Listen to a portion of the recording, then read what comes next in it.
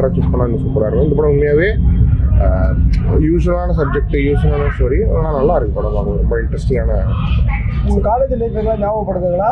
So அதை தாண்டி நம்ம காலேஜ் லைஃப் போகும்போது ஒரு லவ் வரும், நம்ம வேலை செய்கிற இடத்துல வரும், அதுக்கப்புறம் கல்யாணம் நடக்கணுன்ற ஒரு ஆசை இருக்கும்.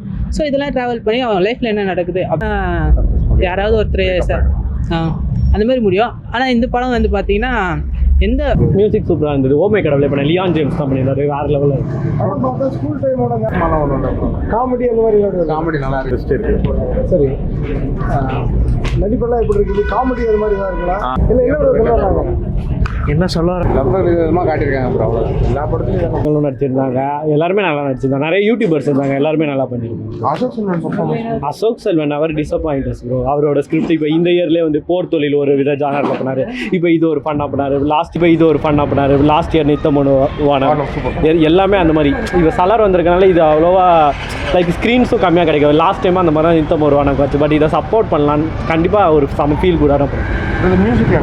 மியூசிக் சூப்பராக இருந்தது. ஓமை கடவுளை பண்ண லியான் ஜேம்ஸ் தான் பண்ணியிருந்தாரு. வேறு லெவலில் இருக்குது. படம் பார்த்தா ஸ்கூல் டைமோட ஞாபகம்லாம் வரும் அந்த மாதிரி. ஸ்கூல் டைம் போர்ஷன்ஸை விட காலேஜ் போர்ஷன்ஸ் நல்லா இருந்தது. சூப்பராக இருந்துச்சு. உங்களுக்கு எதாவது கனெக்ட் ஆகுதா பிரதர் அந்த மாதிரி? இல்லை கணக்கில் இல்லை ப்ரோ. மொத்தத்தில் உண்மையிலே 2 hours 40 minutes கிட்ட டைம் போனதே தெரில. ஓவராலாக சில இடத்துல லேக் அடிக்கும். அப்படிலாம் பார்த்தா லேக் அந்த மாதிரி எந்த இடத்துலையும் அடிக்கும்.